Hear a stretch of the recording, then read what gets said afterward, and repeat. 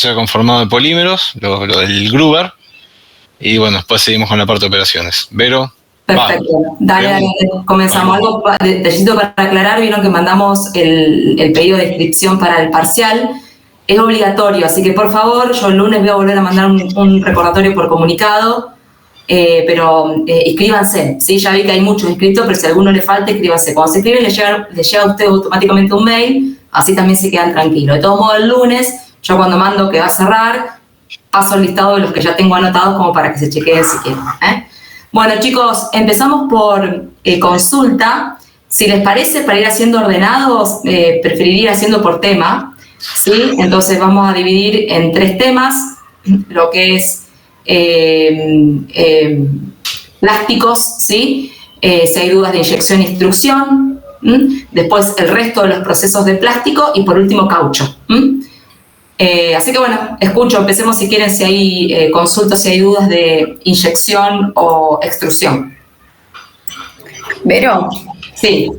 Yo tenía una consulta, se me hace una confusión, no sé si es lo mismo, creo que no, la placa rompedora al paquete de pantalla, digamos, tanto en la extrusión como en inyección. Sí, no, en la inyección vos no tenés la placa rompedora. No, perdón, en instrucción, digo. Claro, vos, por eso, no confundan, en la inyección vos tenés lo que es la válvula antirretorno, ¿sí? Sí, es lo mismo. Entiendo que hay cierta nomenclatura, no sé si en el taller de plástico se lo nombraban distinto. Básicamente la placa rompedora es un filtro con una sujeción de unos aros metálicos y bueno, cumple las 3 funciones que ya mencionamos en clases. Pero es otra forma de decir lo mismo. ¿Bien? Bien, gracias. ¿Alguna otra pregunta? De inyección, extrusión.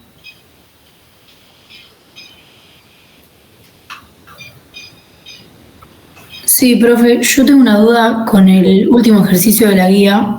Bien. En el ítem B, no sé cómo justificar si es factible o no lo que pregunta, o sea, ¿cuándo no sería factible? Bueno, esperamos un segundito que busco la práctica porque no la tengo a mano. Espera que estoy abriendo. Bueno, si no, te lo leo como quieras. No, sí, está bien. Empezar, deja que ahí le estoy abriendo. Bueno. Vamos.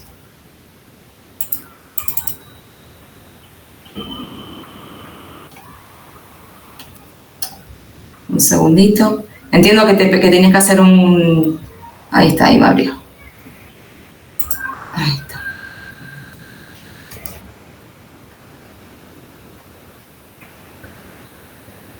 Ahí estamos. Bien. Es el problema, el 10. ¿Sí? Sí, el 10 en el ítem B. Está bien. Dice, usted ha consultado para aumentar la productividad del proceso un 15%. Sí. Dice, utilizando el troquel calculado anteriormente con un KS constante y modificando únicamente la viscosidad del plástico durante la operación. Bueno, entonces, la duda sería cómo justificarlo, ¿no? Claro, o sea, en realidad, ¿cuándo no sería factible si las rectas del troquel y del extrusor siempre se cruzan y puedo tener un punto de operación? Bueno, sí, la respuesta es que es factible acá. O sea, si en este caso, aumentando, digamos, en cualquier caso, mejor dicho, suponiendo un KS constante, aumentando únicamente la viscosidad, claramente vos vas a aumentar la productividad. Aclaro el tema de únicamente la viscosidad, porque si vos te pones a jugar con varias variables operativas, puede ser que por más de que vos aumentes la viscosidad, te disminuya la velocidad rotacional un 30% y la productividad no la vas a poder aumentar en ese porcentaje. Pero la lógica es como vos decís, vos tenés una recta, ¿sí? Si vos modificás la viscosidad, la recta mantiene el mismo Q máximo, ¿sí? Y se modifica el P máximo, cambia la pendiente de esa recta, ¿bien? Sí. Entonces, acá básicamente lo que vos tenés que decir es sí, es posible, y calcular, lo que te pedía justamente, la justificación de por qué es posible, es calcular la variación de cuánto tenés que variar esa viscosidad. Bien, sí, eso lo hice, pero no sabía si existía algún caso en el que no era factible. No, así con este enunciado siempre va a ser factible. Bien.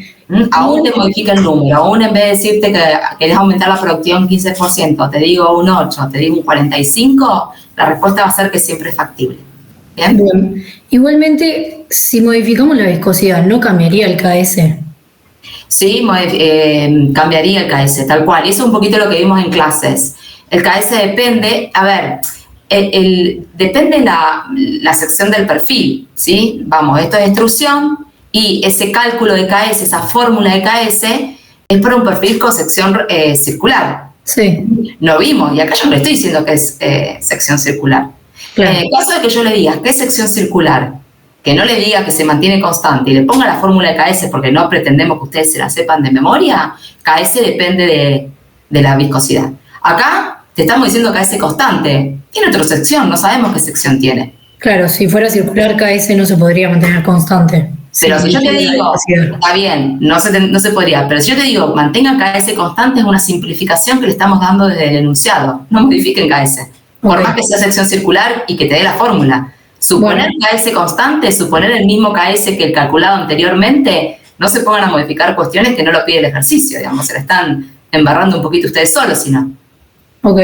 ¿Sí, Luz? Sí, gracias. ¿Alguien tiene alguna duda con eso, chicos? Porque eso lo mencionamos en clase y es bueno, digamos, para que esté clarificado para todos.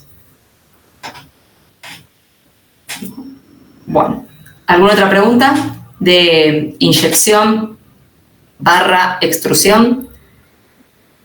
Hola, profe. Yo tengo una duda con algo de extrusión. Habías dicho vos en clase. Sí, decime.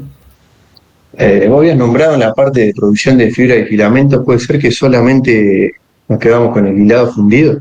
Sí. Los tres. Sí, tal cual, porque es el que está más descrito en el libro y el principal. Ok. ¿Estamos? Y después tengo otra duda con inyección. Sí. Con la parte de moldes. Molde de 3 placas y de 2 placas. Sí. La explicación bien de la ventaja de la línea de soldadura. Vos habías dicho que cuando ingresaba por los laterales era mejor que cuando ingresaba por la base, o es al revés. A ver, siempre depende de la forma de la pieza. La línea de soldadura se genera cuando el fundido que ingresa al molde se encuentra desde 2 direcciones opuestas. Entonces, si vos te imagínense una ensaladera de plástico, ¿sí? ¿Se imaginan una ensaladera de plástico? ¿Bien? Sí. Si ustedes tienen que la inyección está ingresando, el fundido está ingresando por un lateral, ¿bien? Va a ir cubriendo todo hasta que se junta. Y en ese junte es donde está el riesgo de que se produzca línea de soldadura. ¿Estamos? ¿Ahí se ve la línea de soldadura? Sí. Sí, Jerónimo, bien. Sí, claro. Ahora, si para esa ensaladera, en vez de ingresar por el lateral, vos estás ingresando por abajo, ¿bien? El fluido va a empezar a ocupar toda la superficie y en ningún lugar se van a encontrar 2 corrientes que vienen en direcciones opuestas. ¿Puedo decirme si me explico bien o no? Sí, eso mismo yo tenía anotado de la clase, y lo que veo que dice el libro es que el molde de 3 placas tiene una ventaja que permite una distribución más pareja, y dice que el fundido ingresa por la base. Entonces, claro, por eso mismo, para este caso, el molde de 3 placas es conveniente para evitar el riesgo, porque no es que siempre va a tener línea de soldadura, sino, digamos, ¿no? Pero para evitar ese riesgo de línea de soldadura. Ah, ok. ¿Bien? Sí. Profe, con respecto a eso, sí.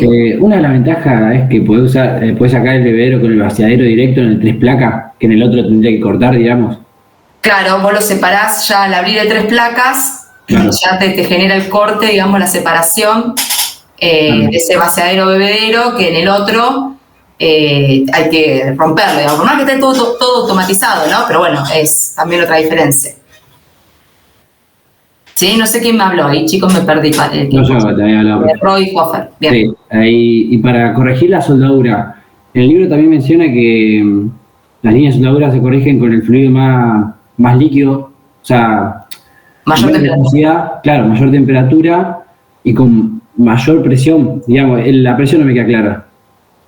Sí, es un juego de variables, digamos, ¿no? Una forma de modificar la línea de soldadura es aumentar la temperatura, ¿sí? Y también otra forma es aumentar la presión. Ahora, no necesariamente vos vas a ir haciendo las dos cosas de la mano. Claro, una u otra. No, o una combinación de las dos. Ah, bien.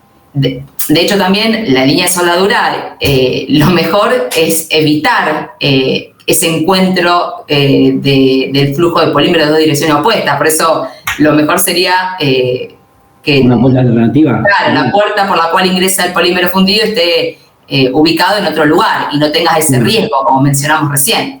Claro, y también, profe, menciona el libro, habla de mejores conductos, pero eso sería de diseño, digamos. Claro, eso es diseño, eso es lo que te digo de claro, cuando vos querés decir, bueno, no, que el polímero ingrese por otra parte del molde, eso es un tema ya de diseño, ¿sí? Como variable operativa es presión y temperatura nomás. ¿Bien? Bien, profe. Ahí ¿Bien, está, Roy? sí. Perfecto. ¿Alguna otra pregunta? Profe, Yo también. Bueno, dale. si yo quiero aumentar el caudal de operación, ¿sí o sí tengo que modificar la presión de operación o no siempre es necesario? Si yo quiero aumentar el caudal, no, yo puedo aumentar el caudal a una misma presión. No necesariamente. Imagínate modificando la viscosidad. ¿Sí? Yo tengo una recta del extrusor. ¿Sí? Tengo una determinada productividad. Bien, yo puedo hacerla pivotear en el Q máximo que no se modifica y a una misma presión voy a tener un caudal mayor. ¿Sí? Sí, A ver, vos no me dijiste usando el mismo troquel. Si me decís usando el mismo troquel, ahí hay que hacer, en general, vas a modificar también la presión. Claro, pero digamos, se podría hacerlo, o sea, no es necesario siempre que quieras aumentar el caudal, tener que modificar la presión. De manera general, te digo, no es necesario. Ahora vos me decís, para un mismo troquel, ¿sí? Suponiendo un KS constante en una situación y en la otra, sí, para aumentar el QX hay que aumentar el PX. Imagínate, porque es la intersección con la recta del troquel. Sí. ¿Bien? Sí, está bien, gracias. Perfecto. Jerónimo, ibas a preguntar algo junto con Marcos. Sí, de inyección también. Página 80 que habla de máquinas de moldeo por inyección. Eso no lo tengo No, notado. eso no lo vimos. No. A ver, gracias. Bien. ¿Alguna otra pregunta? Profe, y con respecto a las características técnicas del molde, Sí. nosotros podríamos mencionar, bueno, eso que le decía antes, la puerta alternativa y los conductos, pero ¿qué otra? O sea, el espesor podría ser también, porque el espesor del molde, una parte del libro hablaba que a más espesor va a tener más contracción, digamos. Me estás mezclando las cosas. Sí, a ver si entiendo bien lo que me estás planteando. Vos primero me dijiste las características del molde. Las características del molde son las características del mismo en clase, que tiene que tener la cavidad de la pieza que vos quieras formar, digamos, que tiene que haber canales para que pueda circular el polímero, que tiene que haber un sistema de refrigeración y demás, que eran varias, ¿no? O sea, un sistema de eyección de aire, el aire se tiene que ir. Ah, bien, ahí está. Esas son características del molde, eso es un tema, ¿sí? ¿Estamos, Roy? Sí, ahí me di. Bien, otro tema es el riesgo de contracción que ocurre, digamos, que es uno de los riesgos, digamos, en un molde por inyección. Y sí, que la contracción depende del espesor de la pieza, pero el tema del espesor de la pieza es un tema de diseño, ¿sí? Si yo digo, si son solamente que queremos que ustedes ataquen variables operativas, no me van a atacar el espesor de la pieza, porque ya es cambiar la forma de la pieza, ¿sí? Como primera instancia. Sí, ahí entendí, profe. ¿Estamos, Roy? Estamos. Perfecto. ¿Alguna otra pregunta? Si no, cambiamos de tema. Profe, Sí. Yo te quería preguntar, ¿es algún ejemplo para moldeo de sándwich, el de inyección? Sí, pero moldeo de sándwich por inyección, eso es polímero en espuma. Sí. Ah, no, pero también estaba, por eso estaba en la parte de inyección. Lo tiene, bueno, está bien, sí, el moldeo... Sí, es lo mismo, si no. Sí, no importa, lo explicamos ahora. El moldeo por sándwich es una inyección, cuando se realiza la inyección de dos polímeros, que un polímero hace lo que es la capa externa y otro polímero conforma lo que es el núcleo, el núcleo de la pieza. Se habla más de eso en polímero en espuma porque en general la capa exterior es un polímero, digamos, sin ningún agente de soplado, y el núcleo es el que tiene un agente de soplado y que tiene una estructura tipo espuma. Digamos, la secuencia, Guadalupe, ¿está clara de cómo es? Sí, yo lo que no llegaba a visualizar es algún ejemplo así cotidiano. A ver si a alguno se le ocurre, chicos. Yo la verdad que no tengo muy presente. O sea, es una inyección en la cual, como te interesa que la superficie quede más prolija, no estás haciendo toda una inyección de polímero en espuma, sino que la capa la estás haciendo sin ningún agente soplado para que te quede más prolija. Pero no tengo la verdad que no se me ocurre ahora. Si se me ocurre alguno, te digo. Ahora sí, no se me ocurre. ¿Podría ser algún tipo de aislante? En general los aislantes no tienen la capa externa, son más todo en espuma. Yo me imagino, no sé, no estoy segura. Porque termina siendo un tema más que nada no tanto funcional, sino más bien también tiene un componente estético hacerlo de esa forma. Pero no se me ocurre. No hay problema.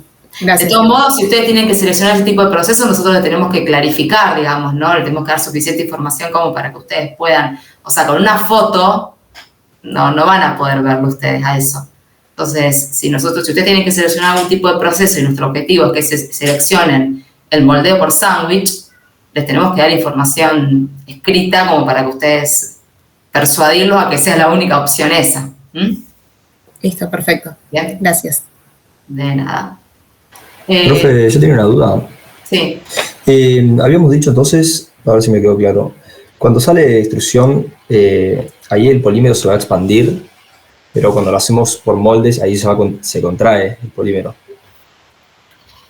Cuando vos lo haces por extrusión, claro, por la propiedad viscoelástica que tiene el plástico, los polímeros fundidos, tiende a recuperar, tiene memoria y tiene a recuperar su estado original, ¿no? Entonces vos lo estás comprimiendo para que pase por un troquel, entonces cuando sale del troquel hay cierta expansión, ¿sí? Entonces, de ahí es que se tienen que diseñar los troqueles distinto a la forma final. Eso por un lado. Por otro lado, cuando vos estás inyectando el polímero fundido en un molde, que esto ya es inyección, ¿sí? Vos lo estás inyectando a alta temperatura, ¿sí? A medida que va enfriando, se va produciendo una contracción, ¿m? Y esa contracción es la que vos tenés que suplir con alguna de las opciones que te menciona el libro. ¿Bien? Perfecto. ¿Vamos bien? Gracias. Cambiamos. Perdón, Sí. la mayor diferencia de lo que mencionaba recién, no alcancé a ver quién era el que preguntaba, pero cuando estás haciendo la extrusión, el polímero sale del troquel todavía en estado medianamente plástico. ¿Sabes? Por eso que entra en juego la acción viscoelástica. Ahora, cuando desmoldás de la inyección, el polímero ya debería estar solidificado. Por eso no tenés esa expansión y tenés la contracción por la propia hidratación térmica, digamos. O sea, son dos condiciones distintas del material, son dos estados distintos del polímero. Bien, perfecto, quedó claro. Vamos a los otros procesos de plástico, chicos, si tienen dudas. Profe, a mí me queda una última pregunta de extrusión. Dale. Que si yo quiero aumentar el caudal, o sea, el caudal de extrusión, ¿tengo que aumentar la velocidad de giro? No necesariamente. Es una opción. Claro, ¿cuál sería otra opción? No se me ocurre.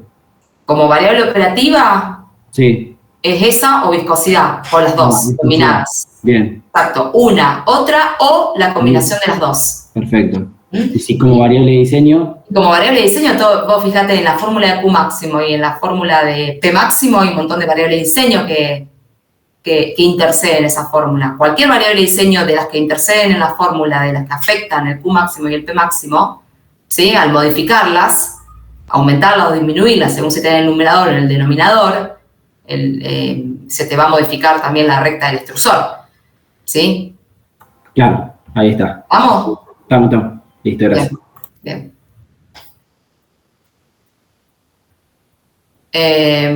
Bueno, vamos a los otros procesos, chicos. Mira, de sándwich pueden ser los tableros ahí está poniendo un compañero. Busqué en internet y un ejemplo de moldeo por inyección de sándwich puede ser los tableros de los autos, que para estética externa se usa algo más prolijo y el núcleo está hecho de algún material reciclado o más ligero. Perfecto, gracias, Juan. Ahí hay una aplicación no me acuerdo quién había preguntado. Bueno. Personalmente nunca vi un tablero del auto por adentro. Claro, hay que cortarlo, digamos. Ahora tuve la suerte de no tener que enfrentármelo. Bien. Bueno. Vamos al otro proceso de conformado, chicos, de plástico. Compresión, soplado, rotomoldeo, termoformado, espuma.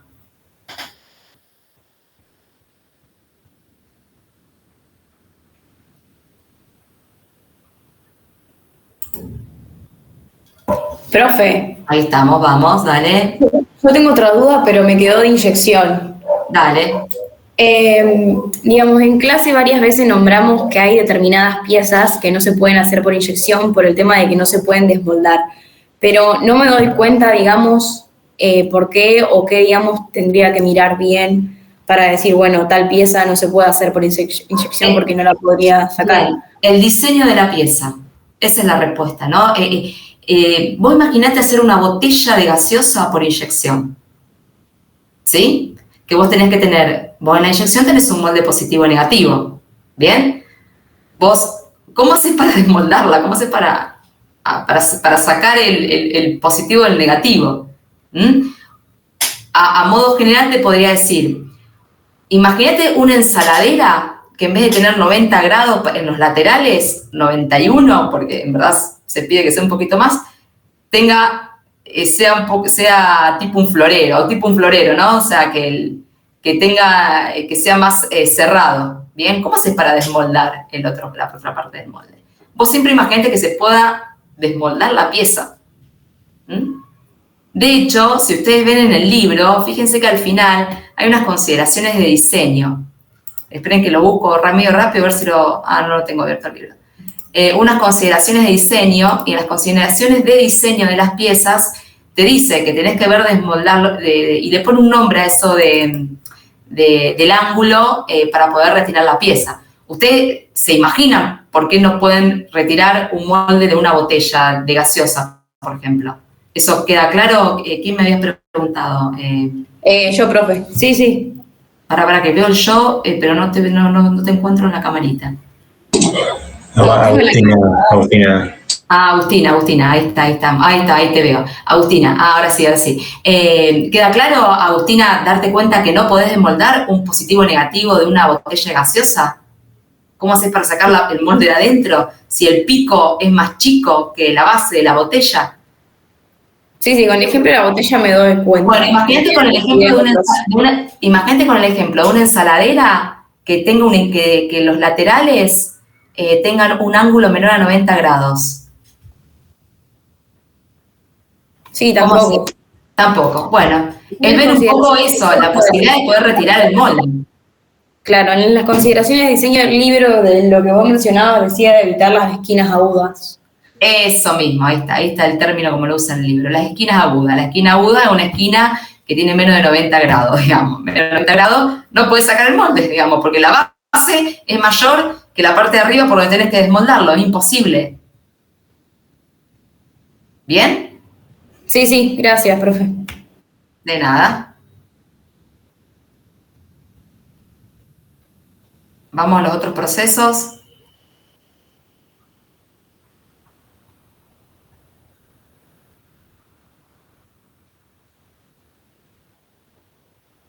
Profe, tengo una consulta de soplado. Sí. En cuanto a las piezas, tipo, cómo quedaban, cómo se veían al final.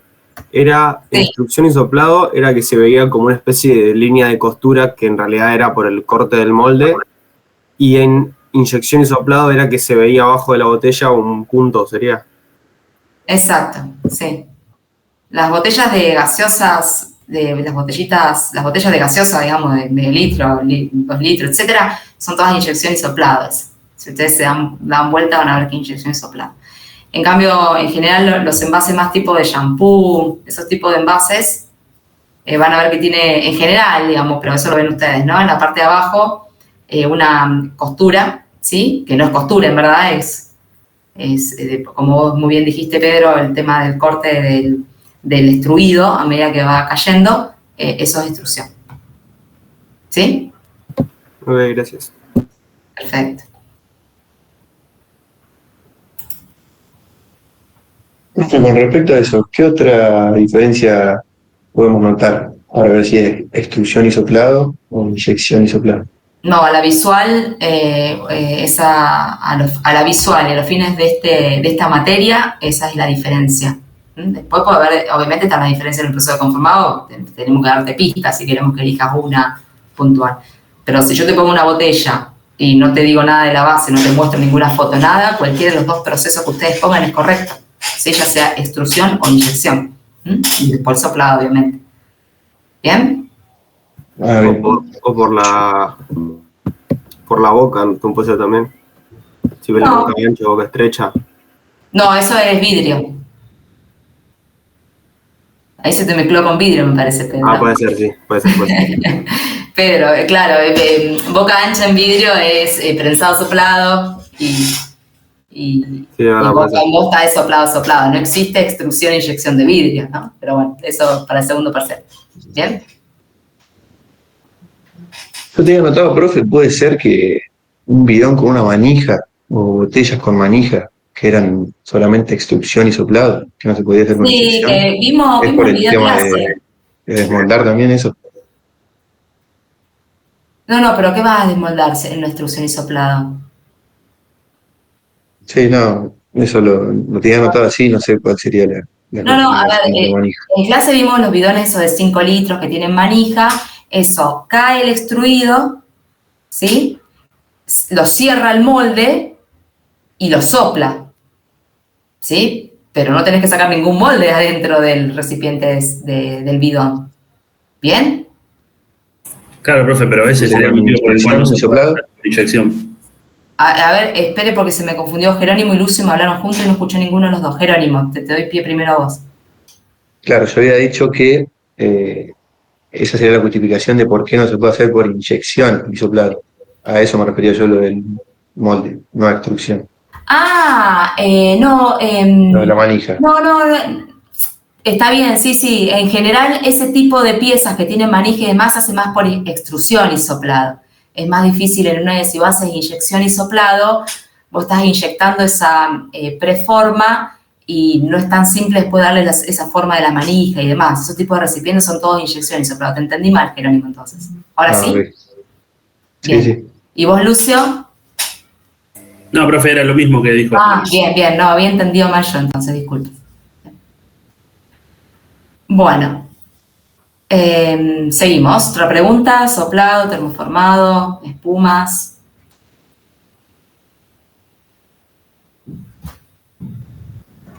Profe, yo no entendí muy bien cómo es que en fundición por inmersión para la fabricación de guantes, la vulcanización se produce en la misma tina donde se encuentra la solución. Como que no termino de entender eso. Yo me imaginaba que pasaba por un túnel de vapor o algún mecanismo de ese estilo para que vulcanice. Sí, a ver, la vulcanización es llevar el producto a una determinada temperatura, digamos la pieza a una determinada temperatura, que es aproximadamente 140 grados. Sí, puede ser que se haga en la misma tina y hay productos también que puede ser que pasen por un sistema, digamos, tipo un horno en el cual sometes a temperatura.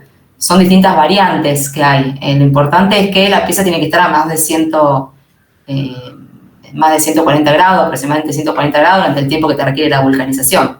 Son variantes. Bien, entonces indistinto si se me llega a pedir desarrollar ese proceso, que yo ponga como lo entendí, que pasa por un tubo de vapor o algo que se le... Exacto. Mientras vos pongas bien en claro que tiene que estar la vulcanización, que la vulcanización ocurre tal cosa y que la vulcanización se genera, digamos, un tratamiento térmico que tiene que estar a temperatura y demás, ya es suficiente. Bien. Cada proceso, digamos, las vulcanizaciones de cada tipo de producto, muchas veces depende del tipo de proceso y demás. ¿Sí, Melina? Bien, gracias. Bien.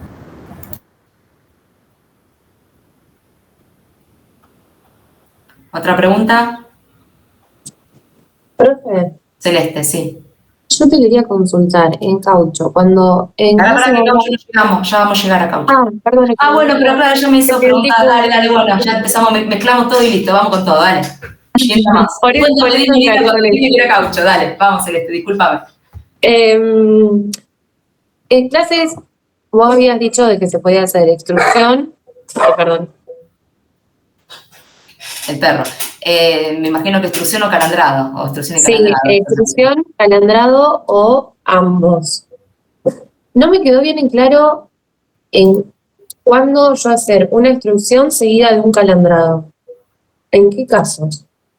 No, a ver, si yo te doy una lámina de caucho o una foto, vos no podés diferenciar si es solo calandrado o extrusión y calandrado. Lo que en caucho no suele hacerse es obtener una lámina de caucho por lo que en plástico decimos extrusión con troquel rendija. ¿Sí? ¿Tienen presente?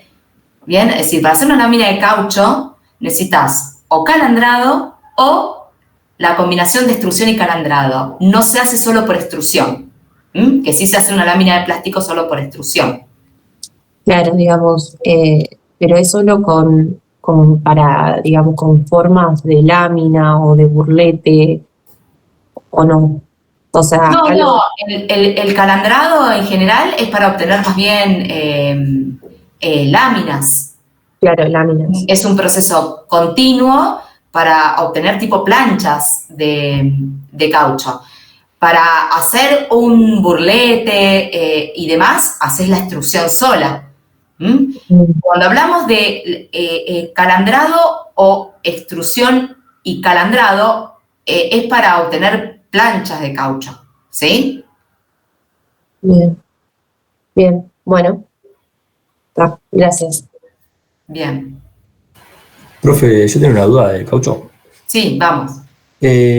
Nosotros habíamos presentado la producción de caucho en varias etapas y habías dicho que en realidad lo ideal, esto lo tengo anotado en clase y lo quería confirmar, que lo ideal en realidad sería primero la obtención, después la composición, después el primer mezclado, después hacer la vulcanización. No.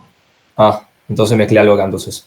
Exacto, no así fuerte, o sea, está claro que no, chicos?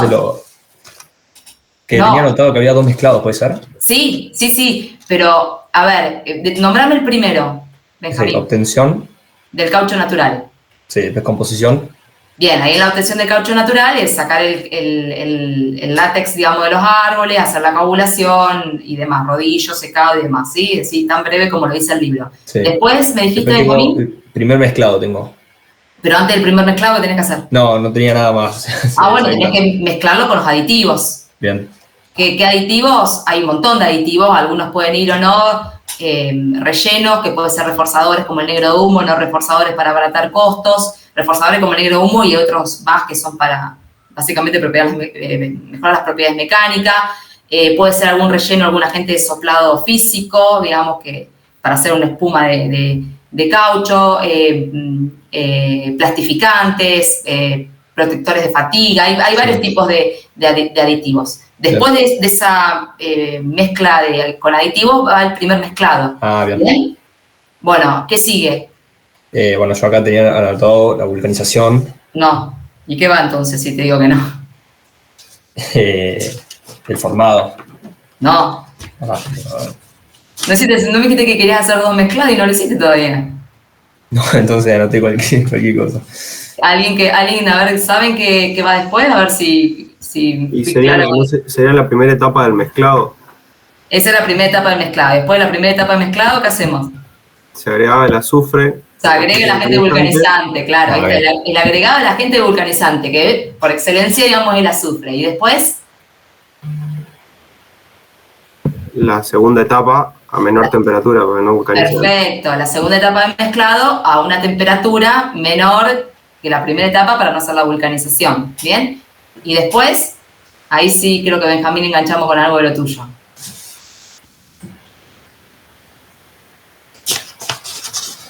Después el conformado. El conformado, darle la forma a la pieza, ya sea por extrusión, por inyección, calandrado, digamos, el proceso que sea. Y lo último de lo último,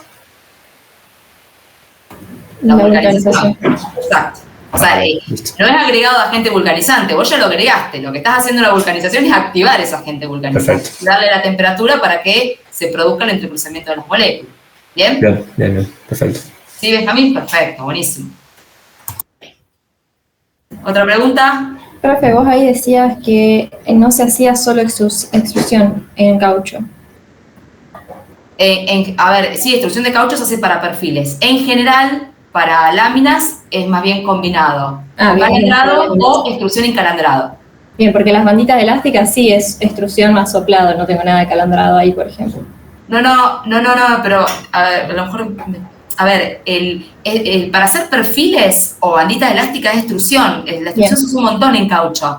Lo que yo dije, o lo que quise decir, mejor dicho, es para hacer planchas de caucho. Para hacer planchas de caucho, las dos opciones son o calandrado o la combinación de extrusión con calandrado. Bien, gracias. Eso no significa que no exista extrusión sola. Sí existe, pero no se utiliza para planchas. ¿Bien? Bien. Perfecto. ¿Otra pregunta? Sí. En esos dos mezclados que vos habías dicho en clase, en el libro te los pone como uno solo con el título mezcla. Bueno, ustedes pónganlo como quieren. A ver, ustedes escriban la secuencia como quieran, en caso que obviamente se trate de eso el examen, ¿no? Pero tiene que quedar claro que hay dos etapas de mezcla y que en el medio de esas dos etapas se agrega el agente vulcanizante y el motivo de por qué esas dos etapas de mezcla. Yo entiendo que el libro... De hecho, el libro le está poniendo el agregado de ahí, ahora se me fue para hacer las cubiertas que se ponen los rellenos y demás, también te lo pone en la parte de mezclado, y eso dijimos que es en la etapa de conformado. Agregarle las mallas y demás, eso es en la etapa de conformado. Y el libro te lo pone en la etapa de combinación. Entonces, lo importante, Celeste, es que quede bien en claro de por qué se hacen dos etapas. Si vos querés poner uno solo, combinación y mezcla, pero cuando explicás, que quede claro cómo lo están haciendo, más allá del título, ¿sí? Bien. Claro, porque, perdón, una cosa acá, porque es algo que notamos reiteradamente a la hora de explicar esto, y es que, ahora no lo tengo muy fresco, pero por cómo lo explican varios de ustedes, varios de sus compañeros, como que el libro no habla de pasos concretos, sino como la etapa de conformado, de composición y de mezcla. Entonces ustedes lo encaran de esa misma manera, y muchas veces les pedimos, por ejemplo, liste la secuencia de operaciones. Y hay que pensar como receta de cocina, hace una cosa, hace otra cosa, hace otra cosa, hace otra cosa. Entonces, en ese esquema tenemos una primera etapa donde agregamos los aditivos, reforzantes, relleno, etc. Mezclamos, como segundo paso. Tercer paso, agregar el agente vulcanizante. Cuarto paso, volver a mezclar. Exacto. ¿Está? Entonces, si lo pensamos de esa manera, es un poco más ordenado, porque hablan de combinación y mezcla todo junto, y ahí se hacen un matete bárbaro a la hora de explicar, bueno, cuándo agregamos el agente vulcanizante, porque meten el agente vulcanizante al principio y mezclan todo, y después dicen que vuelven a mezclar, pero vos viniste explicando que hiciste toda la mezcla de todas las cosas y mezclaste 2 veces. ¿Para qué mezclaste 2 veces? Entonces, bueno, ahí está toda la cuestión de, si lo pensamos como pasos individuales y discretos, es un poco más ordenada la explicación. Sí, de hecho, si ustedes recuerdan, cuando yo di la presentación, que está todo metido dentro de composición, lo que había remarcado en verde, que eran filamentos de refuerzo. Y yo les dije, el libro les pone en composición los filamentos de refuerzo, pero los filamentos de refuerzo no se agregan antes de la mezcla, se agregan en el proceso de conformado, que miren o revisen el video de las cubiertas, todos esos refuerzos se ponen en el conformado, ¿no? Entonces, está como dice Raúl, está todo mezclado, para hacer bien procesos discretos y ordenados, es que es mejor que los separen. Por más que el Gruber no lo hace, digamos. El libro es un material bibliográfico de estudio de la cátedra, pero obviamente después está el aporte nuestro, ¿no? Como docentes, ¿sí? Creo que era Celeste vos que habías preguntado. No, sí, justo era eso, porque en clase había escrito lo de los filamentos de refuerzo, pero lo escribí y no escribí en dónde. Claro. Sí, los filamentos de refuerzo es en el proceso de conformado, el proceso de que el libro es el proceso de formado, ¿sí? Darle forma a la pieza. Sí, fíjate en el video de las cubiertas se ve muy claro en qué momento le está agregando las mallas y demás. Profe, en cuanto a los aditivos en el proceso de caucho, ¿tenemos que sabernos todos y para qué sirve cada uno o más en general? ¿O solo los más importantes? ¿Para qué sirve un pigmento? Y para cambiar el color, supongo. Ahí estamos, bien. Bueno, ¿no es? ¿Para qué sirve un producto de relleno? Para mejorar las propiedades mecánicas. Para abaratar costos. O para abaratar costos, porque hay rellenos reforzadores y hay rellenos no reforzadores. Con eso es suficiente. ¿Para qué sirve un compuesto antiadherente? Claro, no se pegue en el molde. Para liberarlo del molde. Entonces, si vos haces una inyección de caucho, un compuesto antiadherente va a usarlo. Entonces, esa explicación es mínima, sí. No más que eso, ni tampoco le voy a decir, dígame el nombre de un aceite plastificador que se utiliza, digamos, ¿no? Claro, ¿para qué se usa el, no sé, carbonato de calcio, algo así? Pero por ahí... No, están ahí no. Sí, el negro de humo. El negro de humo es como... El negro de humo tiene que conocerlo. Estoy bajando la persiana porque me está entrando mucho sol. Sí, siga. El negro de humo basta con saber que mejora las propiedades mecánicas del material. Sí, es un agente, sí, con eso es suficiente. Bien, gracias. No cómo se obtiene el negro de humo, dónde viene y demás, digamos, no lo damos.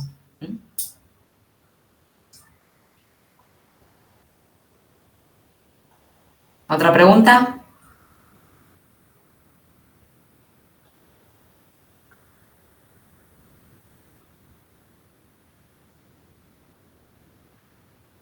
Yo, profe, tengo una duda. Dale, Luis. ¿Puede ser que después del moldeo, después del calandrado, siga una compresión o algo así, o son dos cosas totalmente distintas? Depende para... Porque estaba pensando poner los pisos de goma del gimnasio, hay algunos que son todos iguales y hay algunos que tienen tipo como un detallecito en el costado. Sí, puede ser que vos hagas un calandrado, cortes la lámina y esa lámina la comprimas para darle alguna estética, algún relieve, digamos, a tu lámina. Porque vos un relieve a tu lámina no lo vas a hacer con el calandrado. Por eso. Podría ser, de acuerdo al tamaño, es que se hace el calandrado previo y se pone la lámina a comprimir o directamente se pone la mezcla a comprimir. Si ustedes vieron en el poli, lo que se hizo fue una compresión, ¿sí? Y se puso la mezcla. No se puso una lámina de caucho obtenida previamente por algún calandrado. Pero podría ser. Perfecto, gracias. Bien. ¿Alguna otra pregunta?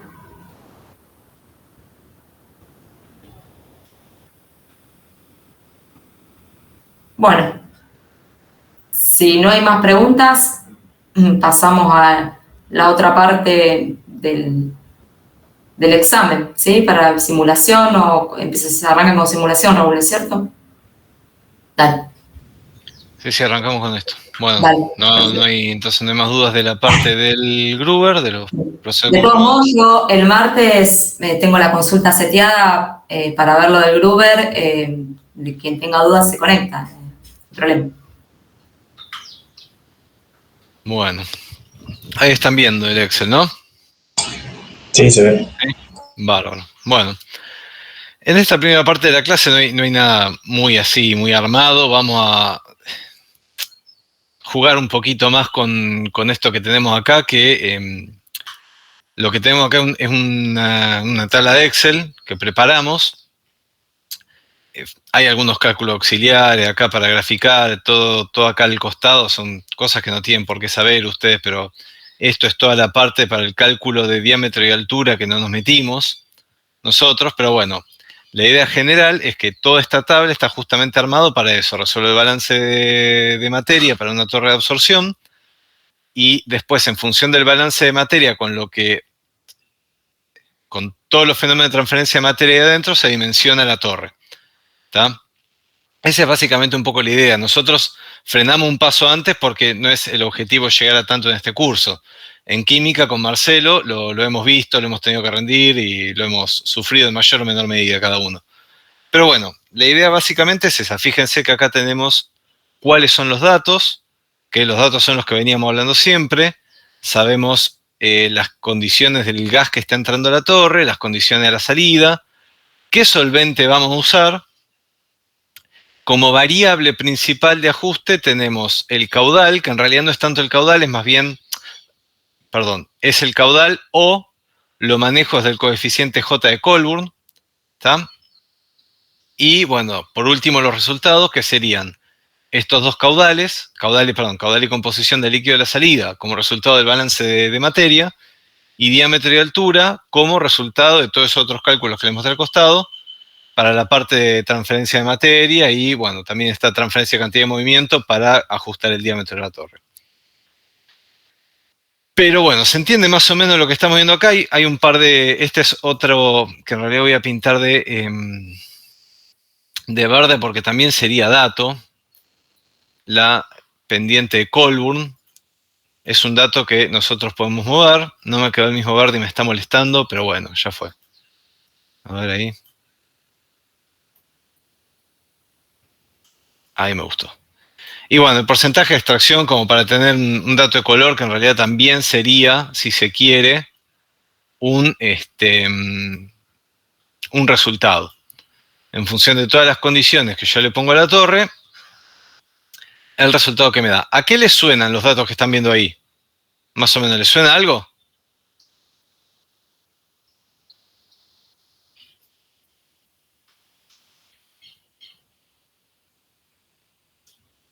Ah, ¿cómo? Cobardes, apagaron todos la cámara, qué cosa, qué tremendo. Les aviso una cosa, si esto que lo vamos a hacer acá, la idea es que tengan una participación un poco más activa, no es mi idea estar yo hablando constantemente sobre esta tabla, porque así sí, no me van a seguir ni por las tapas, pero bueno, más o menos se entiende lo que están viendo. Acá tenemos en este gráfico la recta de equilibrio y la recta de operación. ¿Les resultan familiares estos números? ¿Sí o no?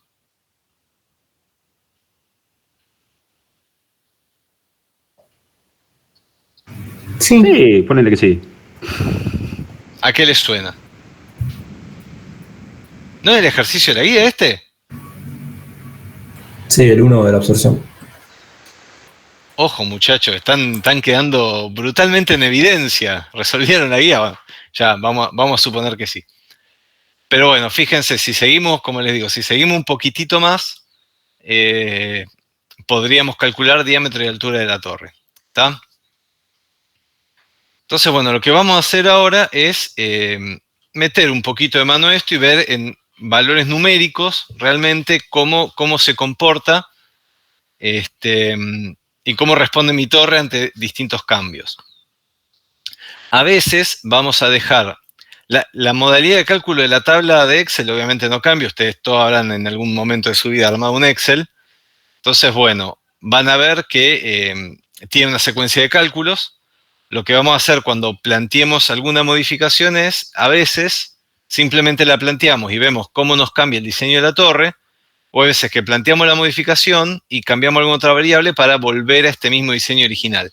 Que sería, bueno, tengo que mantener, por lo menos la altura nos vamos a centrar. Nos vamos a centrar en el valor de altura. A ver, le saco ahí un par de decimales.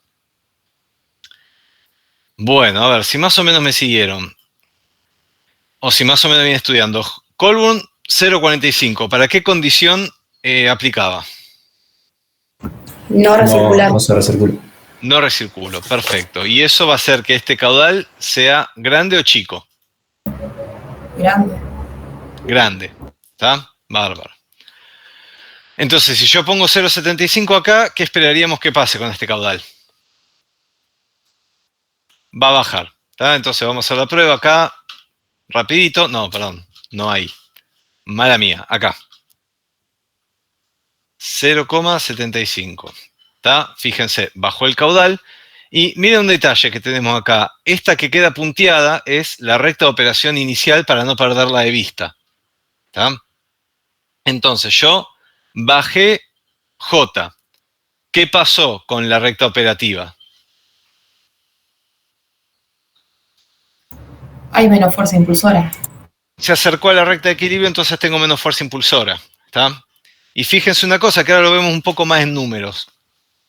A ver si esto tiene sentido para ustedes.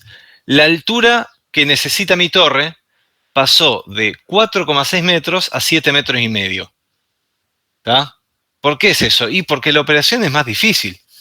Si yo tengo menos fuerza impulsora, necesito mayor longitud de mi equipo para lograr la misma transferencia, porque yo el balance no lo cambié.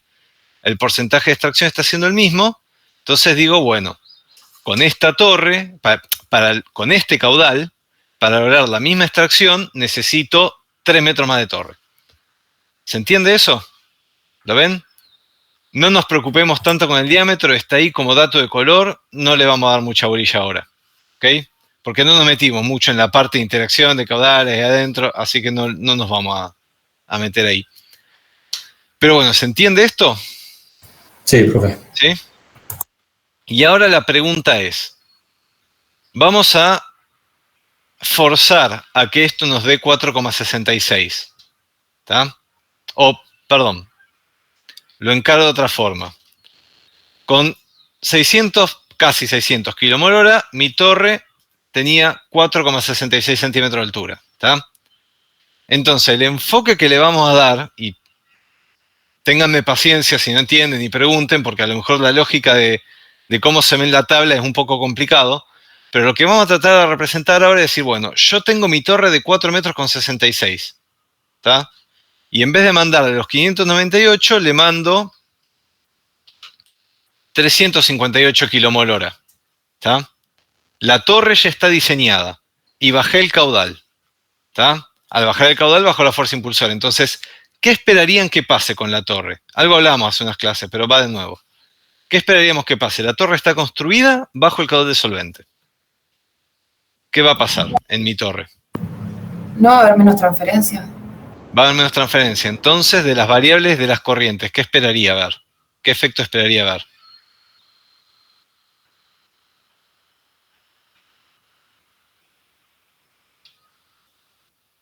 Está bien, hay menos transferencia. ¿La transferencia de qué corriente a qué corriente es? De la de, si es absorción, de la del gas a la del líquido. Excelente. O sea, se va a traer menos del componente que queremos sacar. Perfecto. Voy a tener menos No va a cumplir transferencia. con el requisito que tenías. No voy a cumplir con el requisito que tenía, Lucio. ¿Y qué quiere decir con eso? De las variables que estamos viendo ahí en pantalla. Se ven las variables, ¿no? Se alcanza a distinguir los símbolos. ¿A qué variable te referís con el requisito? Que me gustó esa palabra, ese término.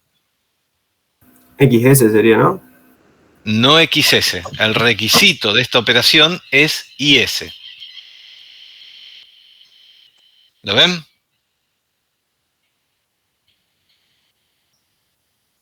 ¿Sí o no? Sí. Sí. Sí, o sea, el objetivo de esta torre es procesar esta corriente de gas para llevarlo de esta composición a esta composición. ¿Está? Entonces, si bajamos el caudal manteniendo la torre de 4,66, vos, Lucio, bien decís, no voy a llegar al requisito. Entonces, esta composición IS, ¿cómo va a ser? Mayor. Mayor. ¿Está? Que es un poco todo lo que venían hablando, lo que de a poquito lo fueron diciendo y lo fuimos armando, pero si tengo menos transferencia, entonces le voy a sacar menos del componente este a la corriente de gas. Entonces, en vez de salir a una baja concentración a la salida I por GS, esa composición va a subir, porque transferí menos materia. ¿Está? Entonces, lo que vamos a hacer es, y fíjense una cosa, si yo pongo 0.003, ¿está? Necesito, con este caudal, necesito 6,97, todavía no llegué a los 4,66. ¿Está? Pongo 0,004, que serían de alguna forma requisitos cada vez más generosos, cada vez más laxos. ¿Está? 0,004, ya me aproximé. ¿Ok? 0,005, qué sé yo. No, puse 2 comas. Profe, el porcentaje de extracción va disminuyendo porque justamente le está sacando menos. Exacto. ¿Está? Y fíjense cómo bajando esta composición, y esto es funcionamiento de esta tabla, ¿ok? Esto es cómo funciona la tabla, pero fíjense cómo aumentando esta composición, el porcentaje de extracción baja, mi extracción es cada vez más sencilla porque le tengo que sacar menos materia y mi requisito baja. ¿Está? Mi altura necesaria de la torre baja. Entonces lo que vamos a hacer ahora, no sé si alguna vez usaron el solver de Excel, pero es buscar qué valor de esta composición hace que esta altura sea 4,66. ¿Se entiende? ¿Se entendió este razonamiento o alguien se perdió? Pregunten, no hay problema, hay tiempo. ¿Qué valor, profe? ¿Tipo de qué composición? Claro, ¿qué valor de IS hace que mi torre requiera 4,66 metros? Que, fíjate, le cambiamos el caudal con respecto a la condición inicial. La condición inicial, que es esta línea punteada que estamos viendo acá, son los casi 600 kmol/h. Lo bajamos a 200. Entonces lo que vamos a buscar, vamos a forzar a que esta altura nos dé 4,66.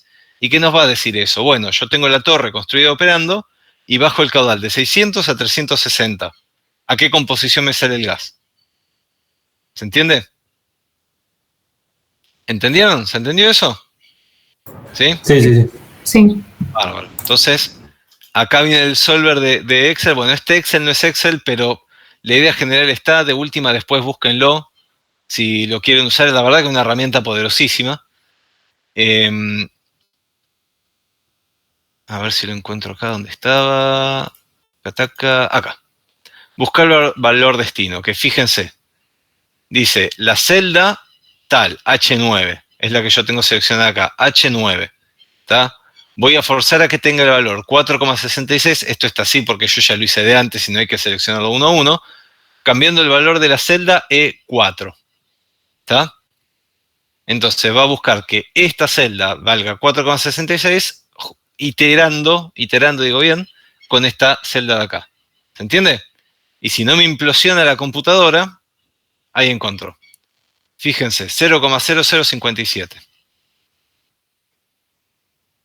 ¿Se entendió todo lo que hicimos? Entonces, Sí, lo que representamos acá es, para la torre ya construida, mantuvimos fijo, en última instancia, pero manteniendo fija la altura, le bajamos el caudal y vimos a qué composición me sale. ¿Ok? ¿Estamos bien ahí? ¿Se entendió? Sí. ¿Sí? Sí, profe. Bueno. A ver. ¿Con qué otra cosa podemos jugar un poquito más acá? Bueno, a ver. Lo pongo acá de prepo para que no se me mueva. Vamos a dejar 600 porque es más fácil de decir. 600. Y casi no se mueve la recta. ¿Qué dijimos que pasaba con la solubilidad de los gases? Con la temperatura. Baja. A mayor temperatura, menor solubilidad de gases. ¿Está? Entonces, si me aumenta la temperatura, llega un día, hace calor. Hoy está más calentito que ayer, o creo. Bueno, no importa. Hoy hace 10 grados más que ayer, se me cambió el equilibrio. ¿Está? Hace más calor. ¿Qué esperarían que pase con esta M?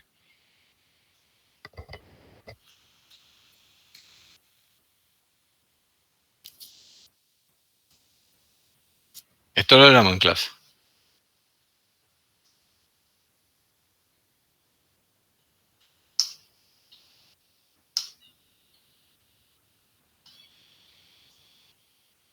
Si tengo menos solubilidad, ¿uno esperaría que la operación sea más fácil o más difícil?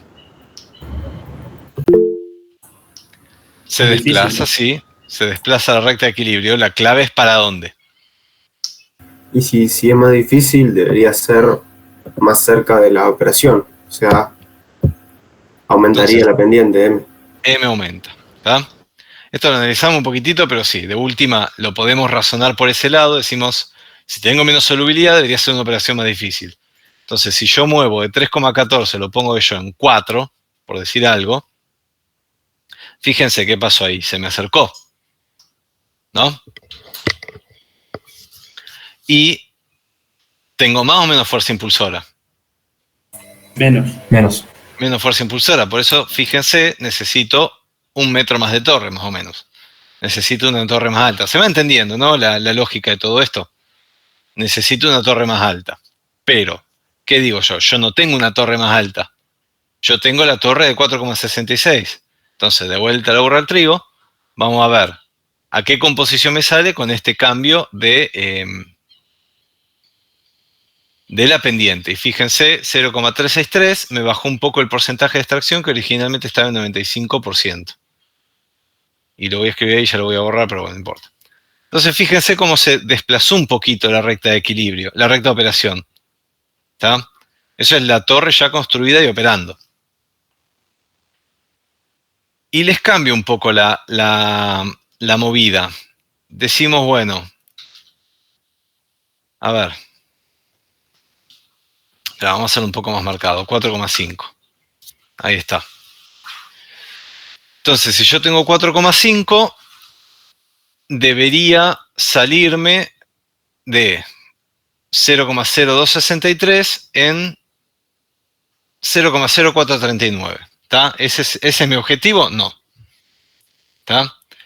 Entonces, ¿cómo harían ustedes para, con esta torre construida operando y este nuevo cambio de pendiente, para volver a las condiciones iniciales de extracción? ¿A qué meterían mano? ¿El caudal? ¿Al GS? GS no. No lo puedes tocar. No, el solvente. GS no lo puedes tocar, ya vamos, Manuela. GS no lo puedes tocar porque GS es consecuencia de lo que te entra y de lo que sale por acá. Claro, Esto sale derecho por ahí. Yo ya sé que a esta corriente le saqué determinada cantidad del gas, entonces va a tener el caudal definido. Es como decís vos, Manuela, es el caudal de solvente que entra, el LE. ¿Y qué harías vos para tratar de volver a las condiciones iniciales de absorción con este nuevo equilibrio? Con ese caudal de LE, ¿qué le harías? ¿Mayor caudal solvente puede ser, profe? Sí, aumentando. Mayor caudal de solvente. Entonces vamos a ver justamente eso, que arrancábamos. Ahora vuelvo a poner esto, porque esto es lo que quiero mantener, el 2,00263, y lo que hago es ver qué caudal de solvente me genera una torre de 4,66 metros. Vamos a ver si, de nuevo, no explota. Ahí está, fíjense, 859. Entonces, básicamente lo que pasó es, la recta de equilibrio se movió para arriba, la recta de operación se aleja un poco más. ¿Está? Para tratar de mantenerlo y así poder tener la torre que continúe en operación. ¿Se va siguiendo? Sí. Bárbaro. Vamos a ver una cosita más. A ver si ahí volvió a las condiciones. Está. Vamos a dejar acá el 95%. Esperen que guardo. Listo. Bueno, no importa. Entonces, ¿se acuerdan de este concepto del caudal mínimo? Que yo bajaba, yo decía, bueno, bajo el caudal, en vez de 500 en 600, pongo 300. ¿Y qué pasó? La fuerza impulsora me bajó, ¿no? Y fíjense la altura, necesito una torre de 12 metros. ¿Está? Y si en vez de 300 pongo 290, Enter, me bajó un poco más la fuerza impulsora. ¿Está? Y a ver, vamos a seguir probando así. 280, 270, 260, ahí me pasé, a ver, 275.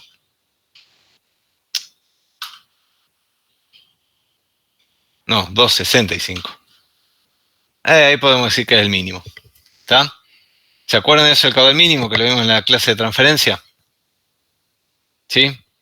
Sí. Entonces, bueno, esto es claramente limitación del modelo que estamos usando porque o quizás no llegué, sería 264. A ver, me tendría que dar infinita la altura de la torre. Pero bueno, no me da infinito, ¿qué me da? Me da negativo. ¿Puedo tener una altura negativa? No. No. Profe, en ese caso se diría que no tenés fuerza impulsora. Claro, si yo quisiera, si yo quiero diseñar una torre para lograr esta absorción con este caudal, no puedo. O sea, no puedo porque no tengo fuerza impulsora. ¿Ok? Bien. ¿Está? Pero bueno, esa es la cuestión. A lo mejor yo no tengo necesariamente, nada, voy a encararlo por otro lado. Pero se entiende entonces esto del mínimo. Yo bajé el caudal, baja la fuerza impulsora, llega un punto en el caudal que me anula la fuerza impulsora. Había un ejercicio de la guía que lo llevaba a una situación como esta, que le hacía tener el cruce. Era un ejercicio en la guía de transferencia de masa, ¿no? Decía, bueno, puedo operar con un tercio del caudal y ustedes tenían que decir que no porque llegaba a una condición de este estilo. ¿Está? Ahora, la pregunta es, yo tengo la torre construida, la torre está operando, ¿puedo mandarle a una torre que antes le mandaba 600 kmol/h? ¿Tengo algún impedimento físico para mandarle 250 kmol/h? ¿Puedo mandarle 250 kmol/h? ¿Qué les parece? Que sí. Sí. Sí. Si puedo bombear 600 kmol/h, cierro un poco más la válvula y mando 250. ¿Está? Entonces, físicamente voy a poder hacerlo. Ahora, y esta es la pregunta un poco capciosa, ¿qué les parece que va a pasar con la transferencia en esta torre? No, obviamente va a ser mucho menor el porcentaje de extracción. ¿Qué dice el resto? ¿Voy a tener transferencia? Sí. ¿No era que no se podía de forma espontánea? Algo así. Ahora vamos a llegar a los 4,66 metros, pero ahí esa es un poco la pregunta. Si yo tengo una torre de 4,5 metros y le mando 250 kmol/h a esta torre, ¿está? ¿Qué va a pasar? ¿Voy a tener transferencia o no voy a tener transferencia? ¿Qué les parece?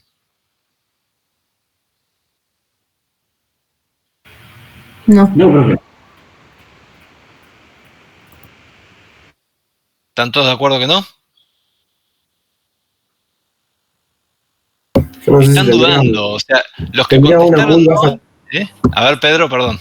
No sé si no tendrías una muy baja transferencia, digamos, obviamente no el 95 con el objetivo que está fijo ahí, o tendrías una muy baja transferencia, o no sé si no tendrías. Me parece que, no sé, habría que ver. A mí Por no el me- hecho de que no tenés fuerza impulsora, diría que no. Claro, el caudal mínimo no es para que... Al principio sí hay fuerza impulsora. Claro, ¿ven? Ahí lo están, Joaquín y Pedro están un poquito más encarados. A ver, hay una cuestión clave acá, que yo calculé el mínimo para esta condición de salida. ¿Está? Que era esta composición que yo mantuve acá. Entonces, ahí es donde empezamos a hilvanar lo que venía diciendo Pedro y lo que venía diciendo Joaquín. A ver, una cosa es decir, yo no tengo transferencia, otra cosa es decir, yo tengo mucha menos transferencia. Si tengo mucha menos transferencia, ¿qué le pasa a esta composición? Que lo vimos al principio. Si tengo menos transferencia, ¿a esta composición qué le pasa? Aumenta. Sube. ¿Está? Entonces, en realidad, lo que va a pasar en la torre es que, de cajón que no voy a llegar a 95% de extracción. ¿Está? Voy a estar muy por debajo. Pero voy a tener algo de extracción. Voy a tener transferencia. Lo que va a pasar es que esta recta operativa se me va a cambiar porque no va a seguir estando fija en este punto de acá, que esta de ahí, esta altura, esta composición es esta de acá. Entonces, si yo empiezo a subir y pongo 0.03, fíjense cómo de repente, bueno, ahí me fui al carajo con 0, perdón, me fui un poco, se me fue la mano, pero 0.01, qué sé yo. Fíjense cómo me aproximé a la torre de 4,66, 0,15. Está 2,89, me pasé, 0.014. Bueno, vamos a volver a hacer el solver. No, cambiando esto. Aceptar. Entonces, fíjense cómo mandé 250, mi torre siguió transfiriendo, lo que pasa es que ahora el porcentaje de extracción está muy por debajo de lo que yo quería. Quería un 95% de extracción, tengo menos del 80%. Puede no parecer gran cosa, pero es mucho. Realmente hay mucha diferencia entre el C95 y el 80. ¿Está? Y eso mandando 250 km/h, que es por debajo del mínimo de lo que le correspondería si yo tuviera acá la composición que quiero como objetivo. ¿Se entiende esa diferencia? ¿Se entendió esto? O sea, profe, que hay transferencia, pero no podés lograr el objetivo que querés. Exacto. Bien. Eso es lo que va a pasar. Si yo mando por debajo del mínimo, para esto y para cualquiera de las otras operaciones que vemos, si yo mando por debajo del mínimo, voy a tener transferencia, pero no voy a llegar a la composición que yo quiero. O sea, en realidad, profe, ¿no sería que siempre tenés transferencia? Porque siempre, en este caso, bueno, estamos con los parámetros variamos, se modifica el punto de el punto de arriba de la recta de operación. Pero en realidad, si el punto está fijo, siempre hay una distancia con el equilibrio. Se va a terminar cortando, obviamente sin cumplir, pero siempre tendríamos un poco de transferencia. Exacto, siempre tener algo de transferencia. ¿Entienden lo que dice el compañero? Más o menos, ¿sí, no? O sea, yo siempre voy a tener transferencia en la torre porque, ¿cómo decirlo? El líquido que está llegando no va a estar nunca en equilibrio con el gas que sale. ¿Está? Entonces, acá voy a tener transferencia en la cima. ¿Está? Entonces, a ver, o cómo decirlo de otra manera. ¿Vieron esto de tener el caudal mínimo y este cruce de la recta operativa con la recta de operación? Siempre hago la analogía con el cruce de temperatura en el intercambiador de calor. ¿Está?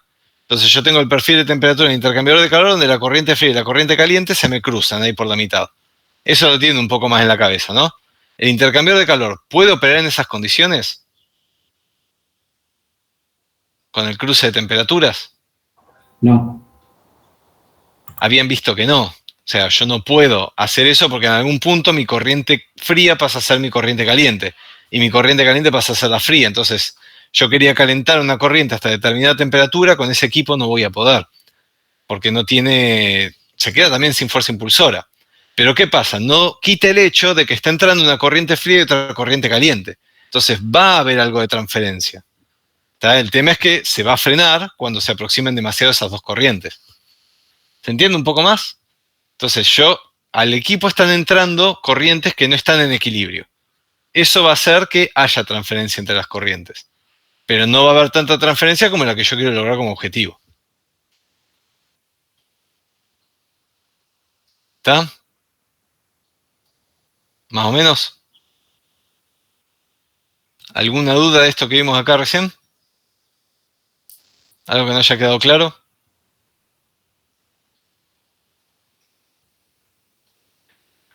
Bueno, si a alguien le sirvió, buenísimo. Espero que le haya resultado útil y no más confuso. Pero bueno, eso en cuanto a la parte esta de la simulación. Tenemos las otras operaciones preparadas también, pero bueno, en vista y considerando las condiciones con las que estamos trabajando en este momento, vamos a dejarlo ahí, así no la complicamos más. ¿Está? Porque además 2 horas más de esto, 1 hora más de esto, 2 horas más en realidad, se va a poner denso. Bueno. Ahí estamos. ¿Qué son? Las 3:20. ¿Les parece que cortamos 10 minutitos, volvemos 3:30 y vemos las consultas que tengan de operaciones? ¿Sí? Dale, profe. Dale, buenísimo. Dale, profe. Yo dejo acá abierto por si quieren dejarlo conectado, así que apaguen cámara, cierren micrófono y cámara y volvemos en 10 minutos. ¿Ok?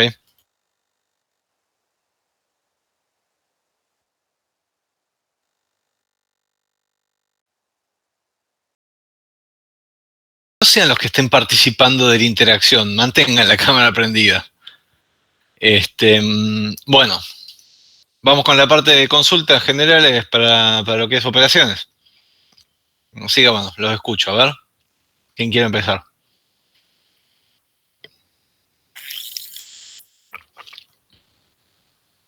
Profe, yo tenía una duda de la práctica de absorción. Okay. El segundo ejercicio. Sí. Viste que te da datos del equilibrio y de alguna forma había que calcular el M para usar. No, no necesariamente. Entonces lo hice, claro, por eso me quedaban mal los datos. Yo pensé que había que usar algunos de los datos para calcular el M y así sacábamos los caudales. Vos fíjate que tiene una secuencia de pasos. Primero te dice que calcules el caudal mínimo. Sí. Entonces el caudal mínimo lo calculás en función de lo que te dice lo que vimos en la parte de transferencia de materia. Y después te dice, bueno, calcular la torre si estuvieses operando con un caudal un 30% superior al mínimo. Ahí ya te da el caudal de operación. ¿Para qué querés Colburn? Bien. Entonces sí, lo encaré mal. Bien. ¿Se entiende? Sí. Colburn es un criterio, no es una ley, no es algo taxativo que haya que cumplir siempre sí o sí. Si ya el caudal se los da por otro lado, listo, Colburn no es necesario. Bien. ¿Ok? ¿Algo más de absorción? Ya que estamos, arrancamos con absorción. O mejor dicho, seguimos con absorción. ¿Alguien más? Profe, yo tengo una duda, pero no absorción, de sedimentación y filtración. No, está bien. Al igual que Vero, es cómodo si más o menos mantenemos ordenado. Dale. Si nadie más tiene duda de absorción, pasamos. Espero si alguien tiene dudas, si... Claro. Sí. Yo tengo una duda. ¿Cómo sacaríamos entonces el caudal sin la pendiente? El caudal mínimo. ¿En el ejercicio 2? Sí. Primero sacar el caudal mínimo. Seguí los pasos que te dice ahí. Okay. Primero sacar el caudal mínimo y de alguna vas a sacar, no, ahora no me acuerdo el número, pero creo que algo así como 120 algo. No me tomes la palabra. Pero vas a hacer, el caudal mínimo es 100 kmol. Y el punto 2 te dice, bueno, calcula la torre, resuelve el balance, con la torre operando con un caudal un 30% superior al mínimo. Resuelve el balance con 130 kmol. Y después lo mismo con 200 superior al mínimo, resolvés con 200 kmol.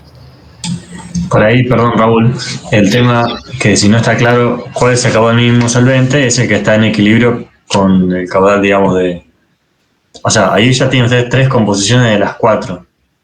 Entonces tienen que sacar la cuarta, tiene un punto fijo y un punto donde le falta una coordenada. Entonces buscan la coordenada, está en equilibrio con esta, usando esa tabla de valores que les damos.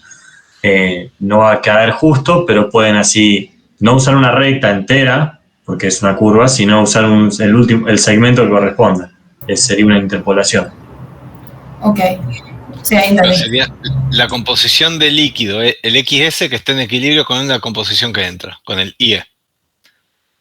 Ahí es donde tienen que buscar. Entonces ahí tienen la composición de salida que corresponde al caudal mínimo. Resuelven y sacan el caudal mínimo. ¿Está? Gracias, sí. Marcelo. Gracias. Ahí pregunta Lucas Lee, si no pidiera el caudal mínimo, ¿estaría mal resolverlo por Colburn? No, obvio que no estaría mal. Si no les damos esa es la idea de Colburn. Colburn es algo de lo que nos podemos agarrar cuando no tenemos ninguna otra referencia.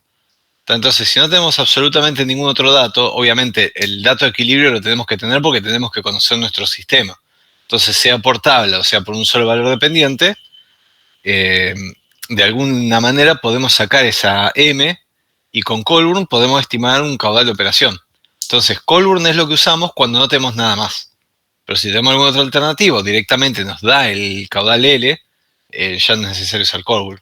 Usar Colburn. ¿Está? Profe, yo tengo otra duda sobre absorción. Dale.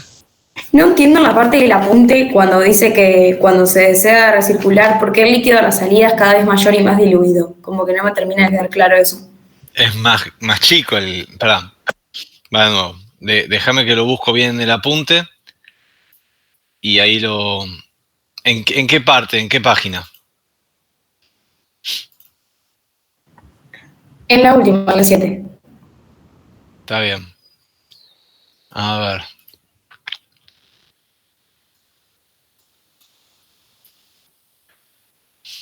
Cuando está tratando de recircular o no, estás comparando las dos condiciones de Colburn con usando J045 o 075.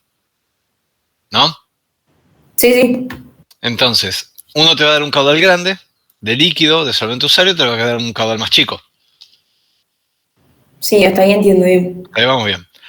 Entonces, la pregunta es, cuando vos recirculás, yo ya lo sé de antemano, si querés después hacer la cuenta, cuando vos recirculás, el caudal que vas a usar, que calculas por Colburn, va a ser más chico a que si no recirculás. ¿Ok? que lo vimos ahí cuando teníamos en la tabla, un J de 0,75 me da un caudal de líquido más chico que un J de 0,45. ¿Está? ¿Y cuál es la consecuencia de eso? Como yo estoy diseñando la torre, la composición a la salida del gas la mantengo constante, entonces lo que el efecto que va a tener bajar el caudal va a hacer que el líquido a la salida salga más concentrado. ¿Estamos bien hasta ahí? Sí. Entonces tengo dos alternativas. Tengo un caudal grande y más diluido, porque X es más chica, o un caudal más chico y más concentrado. ¿Está? Entonces, cuando yo quiero recuperar el solvente, me conviene tener un caudal más chico y más concentrado, porque eso es más fácil de procesar para la operación que sigue después de recuperación. ¿Ok? La contrapartida de todo eso es que, ya lo vimos, y lo vimos bastante ahí en la simulación, bajar el caudal del solvente me baja la fuerza impulsora. Entonces tengo una operación más compleja dentro de mi torre de absorción, pero lo que pierdo en facilidad en la torre de absorción lo gano como facilidad en la etapa de recuperación. Es ese balance que tengo que hacer, que cuando no quiero recuperar, maximizo todo lo que pueda la fuerza impulsora dentro de la torre. ¿Está? Esa es un poco la lógica. No sé si eso era lo que... Bien. Sí, eso era lo que explicar ahí. Bien, gracias. ¿Ah? Profe, sí. Cuando decís que es más concentrado, te referís a la salida, el caudal de la salida. El LS, sí, el XS y siempre que hablo de composición me refiero a esta sustancia que está pasando de una fase a la otra. ¿Tá? Ok. Profe, y después tenía también una duda con la ecuación de Colburn, que creo que, no sé si habré entendido mal lo que es, pero en el apunte se define, o sea, como la pendiente por GS sobre LE. ¿También es válido usar GE dividido LS? Sí. Bien, gracias. Sí. Acá, había un ejercicio que daba distinto, por eso están preguntando. sí, da distinto, no va a dar exactamente igual, da distinto, pero son válidos los dos. La cuestión es usar caudales que estén en relación operativa. Esto, Marcelo, porque en operaciones ahí en la UTN lo hablamos largo y tendido con todos los profesores. Pero bueno, el consenso al que llegamos es que sí, es válido cualquiera de los dos. Ahí está puesto GS y LE, ¿por qué? Porque GS lo podemos calcular rápido y LE en definitiva es la variable que queremos calcular, es cuánto solvente vamos a mandar a la torre. ¿Está? Si no, bueno. Sí, por eso yo me inclinaba por usar el LE en la ecuación de Colburn. La cuestión es no cruzarlo, no usar los dos caudales de entrada ni los dos caudales de salida. ¿Está? Sí, eso sí, nomás quería saber lo otro, si se podía hacer lo contrario. Gracias. Sí, son válidas las dos.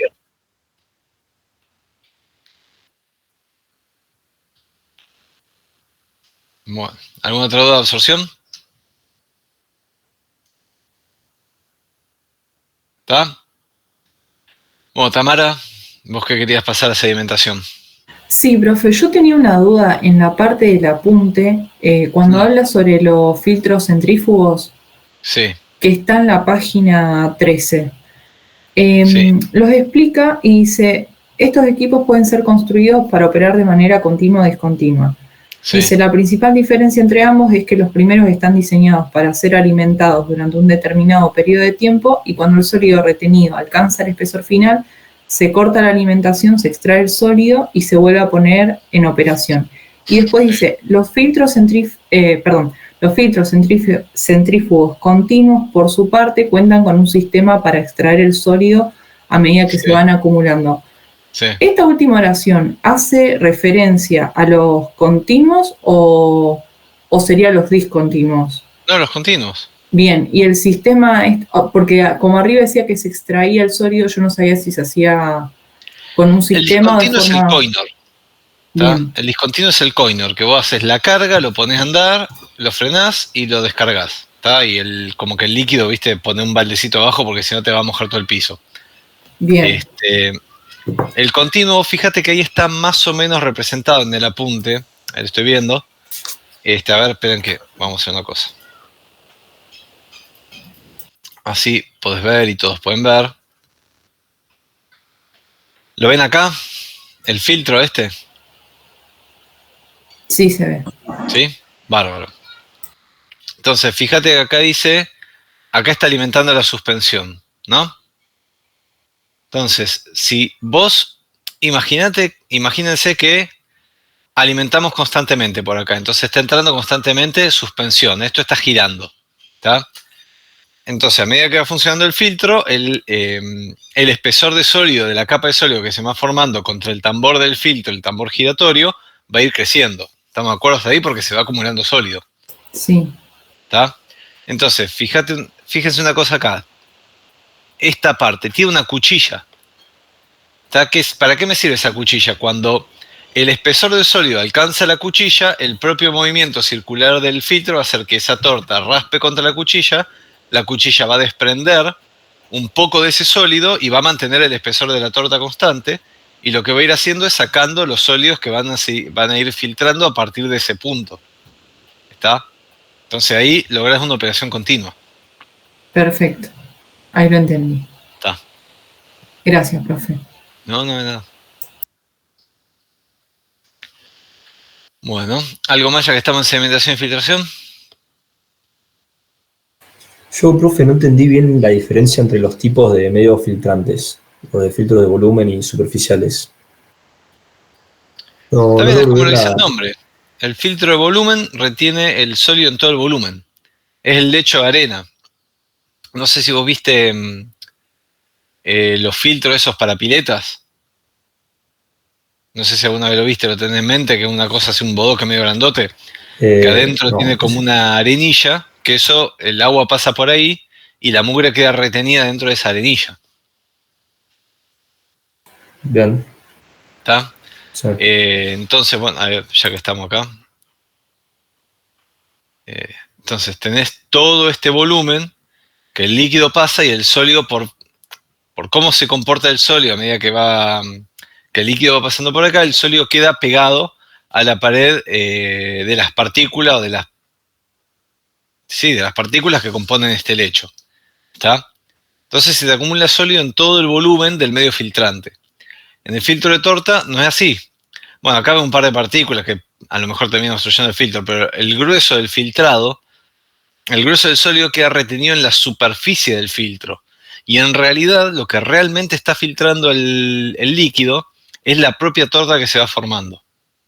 ¿Está? Es una diferencia desde el punto de vista de cómo funciona. Bien. ¿Está? Claro, pero ahí, cuando ya se te formó esa capa, ¿no termina actuando un poco como de volumen también? ¿O... No, porque estamos describiendo el medio filtrante. Ah, está bien. El medio filtrante no deja de ser esto. Sí, está bien, listo. ¿Está? Perfecto. Por la acción que tiene este medio filtrante, el sólido, que es el sólido, se va acumulando acá y es lo que realmente termina reteniendo más sólido. Pero el sólido no se retendría de ninguna forma si no estuviera el medio filtrante. Sí, está bien. Gracias. Es una distinción técnica más que nada. Bien. ¿Ok? ¿Filtración? Sí, dale. Dale. Sí.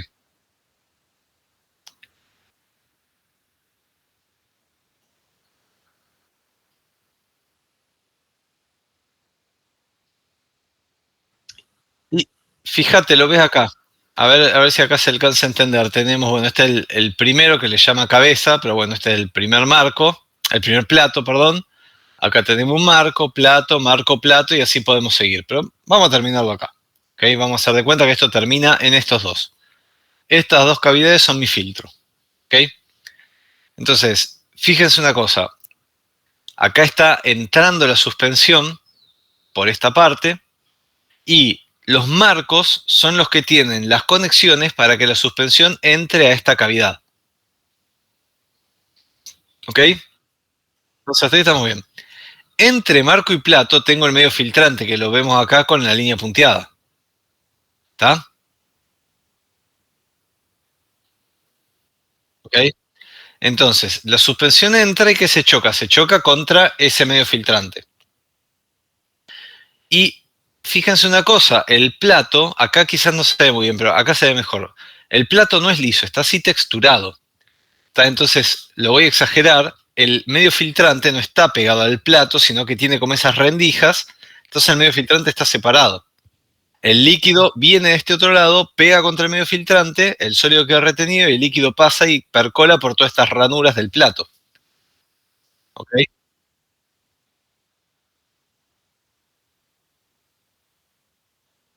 Claro, estos de acá, que ven acá abajo, dentro de los platos, en los platos están las conexiones de salida de líquido filtrado.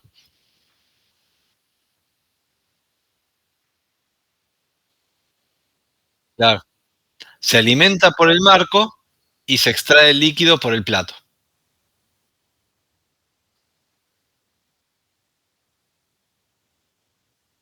Claro. Después vos desarmás todo, porque esto es discontinuo, es tremendamente discontinuo.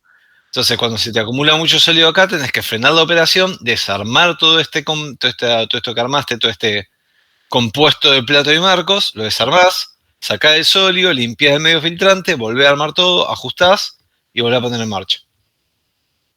¿Está? Bárbaro.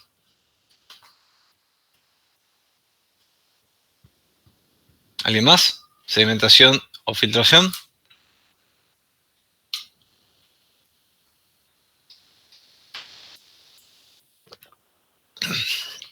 Bueno, ¿quién propone el siguiente tema? Yo tenía una duda de agitación. Dale. Pedro, sí, dale. Habíamos visto que nos convenía tener un patrón de flujo axial para la mezcla. Sí. ¿Por qué? O sea, ¿por qué conviene ese y por qué no un radial, digamos?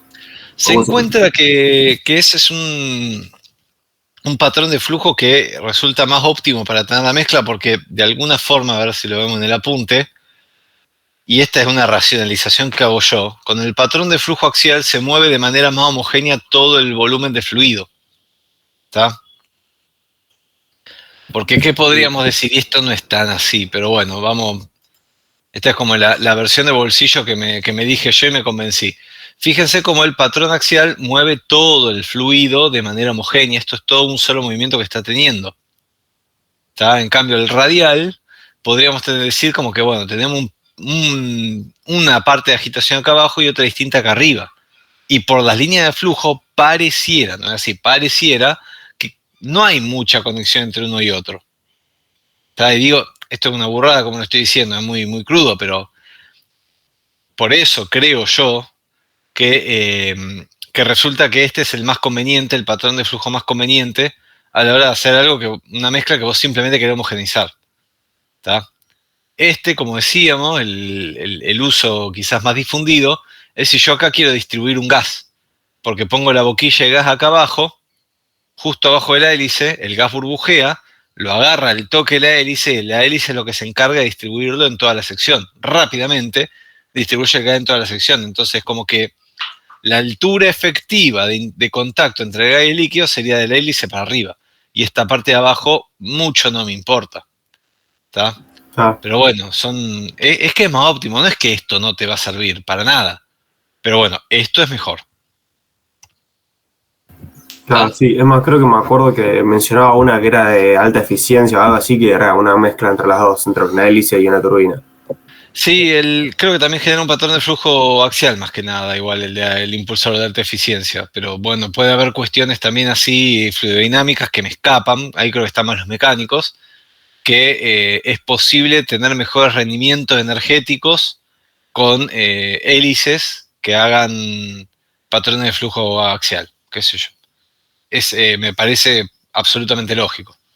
Porque por algo los barcos pasaron de tener esas turbinas, esas palas grandes al costado de esas ruedas, a tener unas hélices chiquititas.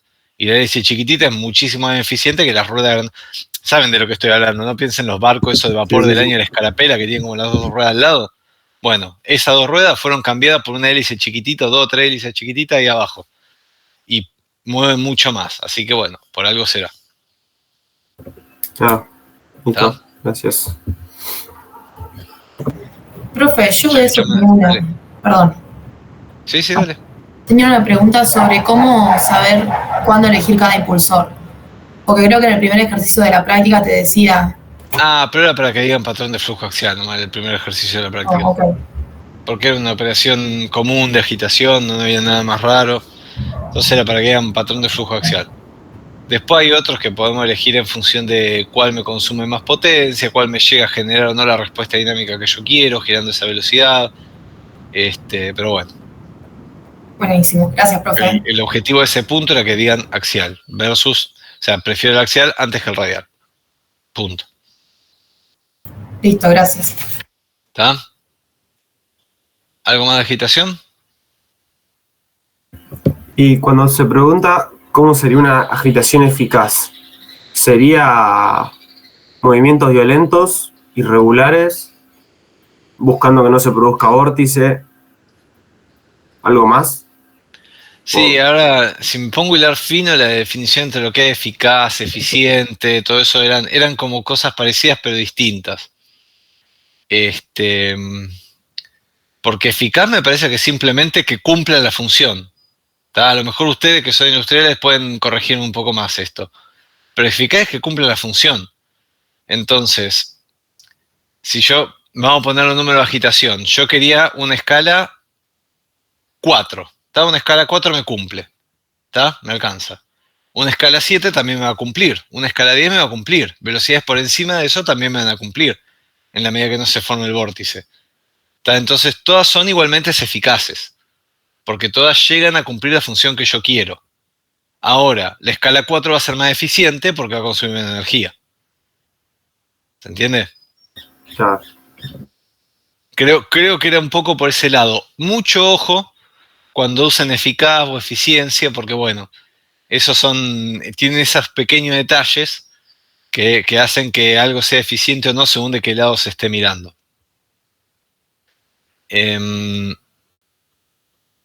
Pero bueno, creo que no te llega a responder del todo tu pregunta, Pedro. Vení un poco por ese lado.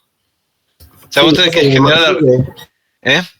Porque yo estoy recursando y me tocó esa pregunta el año pasado y no me acordaba, no sabía bien a qué referirme. Supongo que se refiere más que nada a eso, la definición, digamos, de agitación y mezcla, digamos, de esos movimientos violentos y regulares.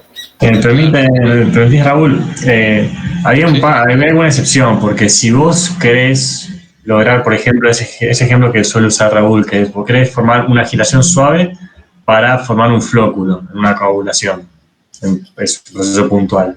Entonces, si vos tenés más velocidad de agitación, va a dejar de ser eficaz, porque vas a romper el flóculo en vez de generar esos movimientos suaves para formarlo. Entonces, no siempre mayor velocidad implica mayor eficacia del proceso. Ah, creo que sí, me estoy acordando. Era eso. Creo que la pregunta era algo por el estilo, que a mayor velocidad de giro, mayor eficacia de agitación. Y bueno, no solamente porque me va a seguir cumpliendo la misma... Si 4 ya me alcanza y me cumple, 7 no me va a cumplir más. Si ya consigo la mezcla homogénea con escala 4 por girar más rápido, no.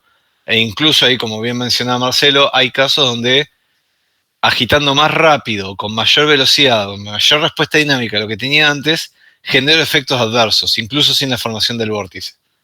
¿Está? Claro, ok. Era un poco por ese lado. Buenísimo, gracias. Que yo a lo mejor digo una burrada, pero si están tratando de preparar crema chantilly y mezclan mucho, terminan teniendo manteca. Si mezclan mucho la crema, algo así, ¿no? Entonces, si agitan mucho la crema, se pasaron de mambo y bueno, eso no es eficaz. Porque vos no querías manteca. ¿Ok? Bueno, ¿algo más de agitación?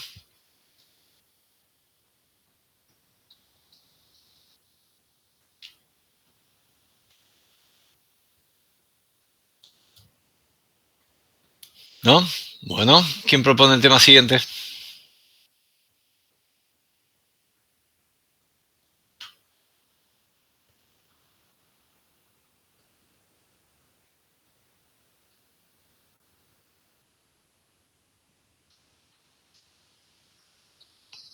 ¿Nadie tiene ninguna otra consulta?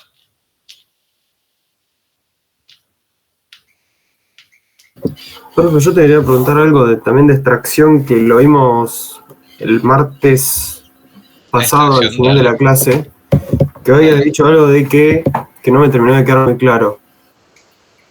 que eso de que toda la micela que se pueda formar, se va a formar. Digamos, o sea, cómo poder determinar, o más que nada, en cómo poder determinar si uno quiere cierta composición de esa micela en un extractor. No sé si van de la mano o son dos cosas distintas, pero... No, van de la mano. A ver, una cosa es cómo conceptualizamos nosotros una etapa de extracción, ¿está? Que ahí es eso que vos decías lo primero, de lo que me entra una etapa, que me suelen entrar dos corrientes a una misma etapa, de esas dos corrientes veo qué es lo que me puede formar micela y bueno, digo, la micela que forma esa etapa está formada por todo lo que entró por esas dos corrientes que me podía formar micela, ¿está? ¿Qué va a ser? Toda la corriente de líquido solvente que me entre, más de la semilla o del lodo, bueno, justamente si es lodo, la micela que quedó retenida, y si es semilla fresca, todo el aceite que traiga esa semilla. Entonces veo qué es lo que entra, que me puedo formar micela, y formo la micela en cantidad y composición en función de esas cantidades. ¿Entiende? O sea, es eso. Después, bueno, van de la mano. Si yo alimento más solvente a esa misma etapa, la micela que forma ahí adentro va a estar más diluida. Siempre hablando diluida en términos del soluto, del aceite. ¿Ok? Pero eso es como conceptualizamos la etapa de absorción, de extracción. Perdón. ¿Está? Ok. Entendido, gracias.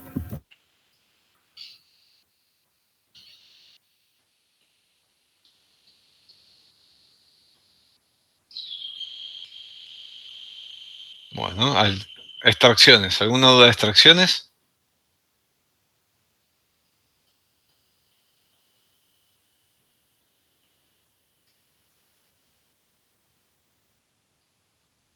¿Alguna otra consulta?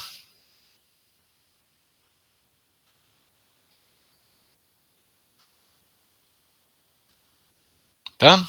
Bueno, gente. Listo. Si no hay más dudas, cerramos acá. Bueno, nos veremos entonces la semana que viene. ¿Ok? Dale, profe. Bueno, hasta luego. Semana largo. Chao, gracias. Gracias, profe. Gracias. Hasta luego. Nos vemos. Chao, gracias.